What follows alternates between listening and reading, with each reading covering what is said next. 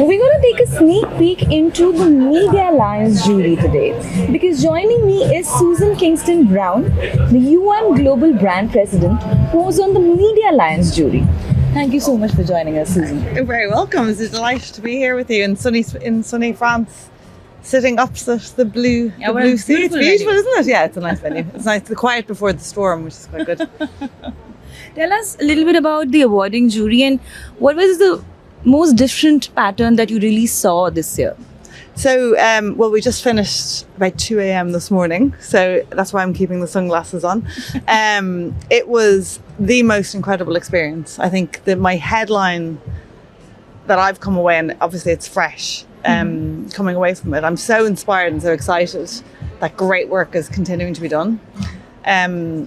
We saw some amazing work. I'm so excited for people to see in the next couple of days who's won and who's got medals. But I would definitely encourage everyone to look at the wide breadth of work. It's not just about the winners. There was some nuggets of magic all the way through. It was interesting. I think there was a few key themes that came out. The first is, and I'm going to get the numbers behind this, but there was definitely much more breadth of people who were entering and the type of clients who were entering. And the kind of that fragmentation meant of different types of work. You didn't have 3 or 4 people who won everything.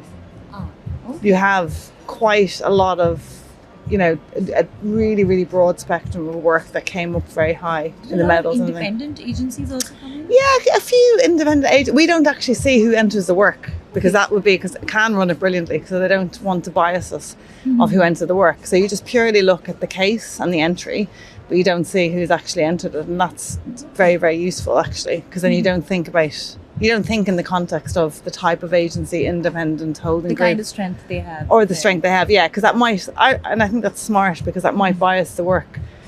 So it'll be interesting also for me to see what the difference is as well. But the key thing of that was just the fact that you saw so many different types of work reflected. The big theme that we were seeing was you could see that media has such more of an expansive definition than ever before. So I think quite a few years ago, some of the entries wouldn't have been entered in Media Alliance, but they now define it as media, as a touch point to communicate. It's paid, it's owned, it's earned. Some were very light on paid, some were only paid, but it was really like expansive what we define as media. So that was interesting, and that created great debate in the room actually of, is it really a media line? And I think we concluded that that's continuing to evolve, so that was great. The third theme was really around, there was a lot of work that we kind of used the term hacking. Hacking algorithms, hacking consumers, like services that exist today. And actually, you've got at one end of the spectrum, you've got people who are just being really smart to hack sponsorships, for example. If you're not a sponsor of a certain event, how do you create a presence at the event? But then it went right to actually reinventing or reimagining. So if brands were not part of a certain event, they were creating something. So it was much more than just hacking it and trying to get into something that existed. They created their own presence that really kind of capitalized on that as well. So we saw a lot of that. And obviously in the AI space within that, there was a lot of how to hack or how to train algorithms as part of campaign ideas. And that was very inspiring to see. Some, a bit more sophisticated than others, but very inspiring to see. I'd like to actually come to something that is your baby.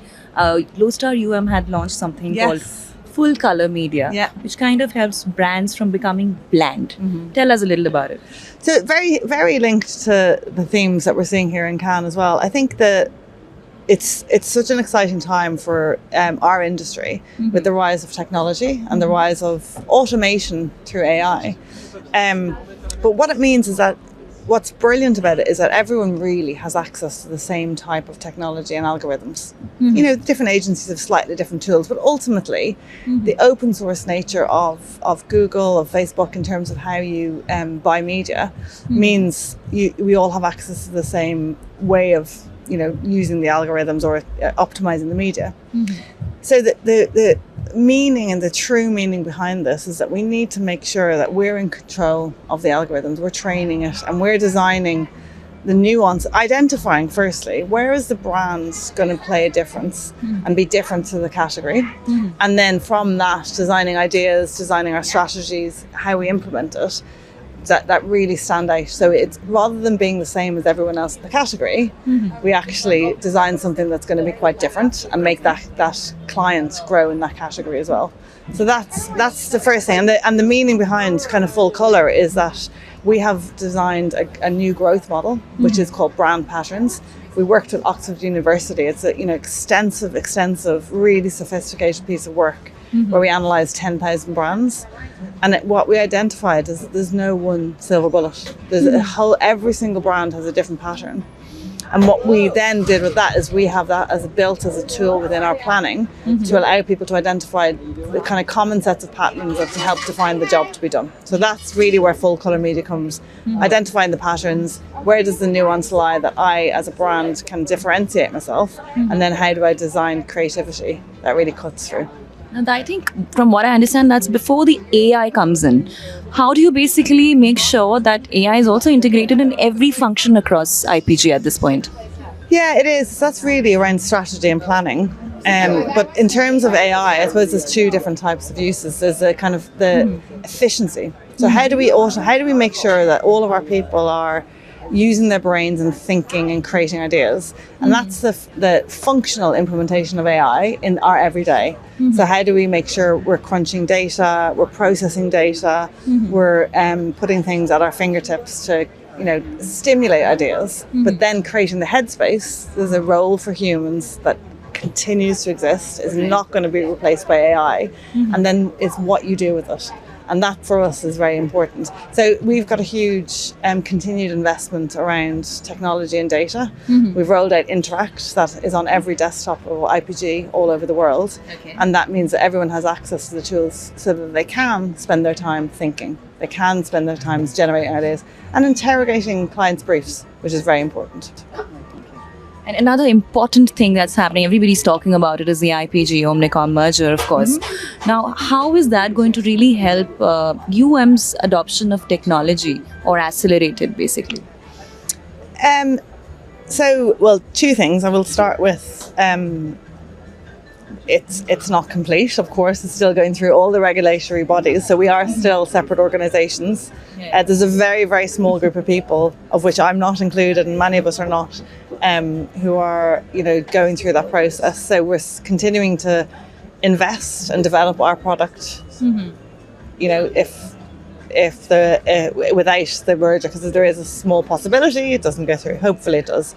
We're incredibly excited, I think, within our business and many of our clients about the potential of what the two businesses can do together. So it's less about just bringing two businesses together to create one, and it's more about designing a new organisation. I think the continued investment in technologies will be they're very complementary. With Flywheel and Axiom have very, very different data sets and different purposes. I mean, the possibilities with those coming, being able to be fused together, and what we can do with the brilliant minds within those organisations is just, it's so exciting. And I think the democratization of, I use a very, very professional phrase, a new set of toys. And I just think a new set of toys. Okay. So I think, and I say this to my clients and, during pitches at the moment, when people are saying, well, what does our relationship look like in a year?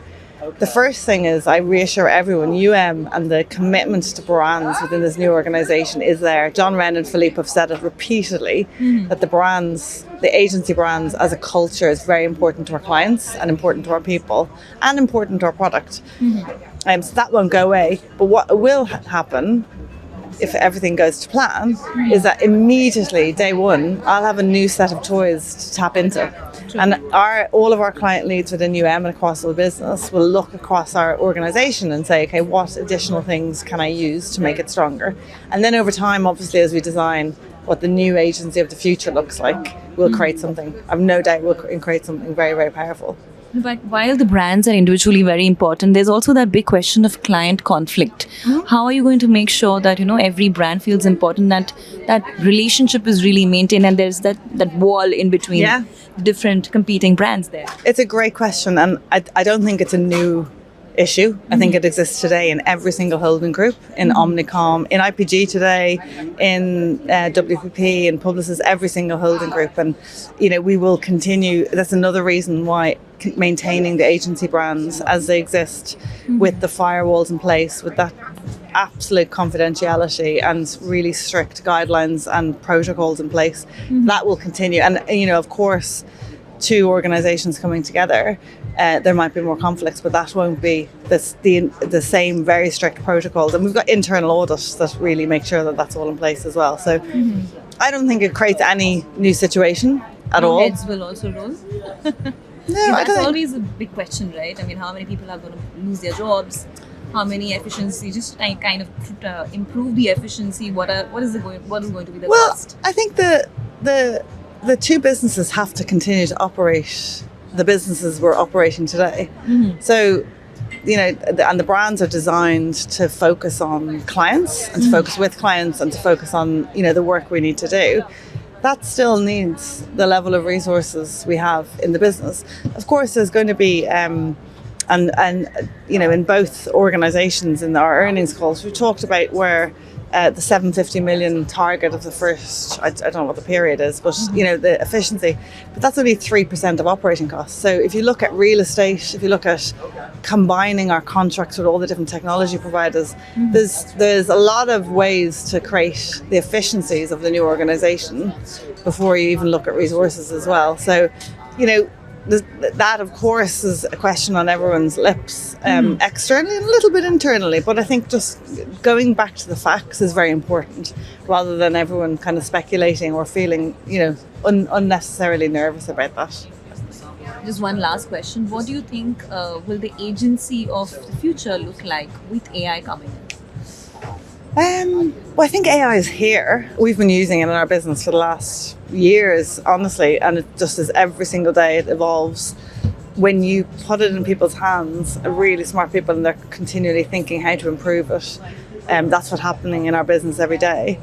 I think the agency of the future is a collective of deeply intelligent thinkers who are, continue to think outside our field.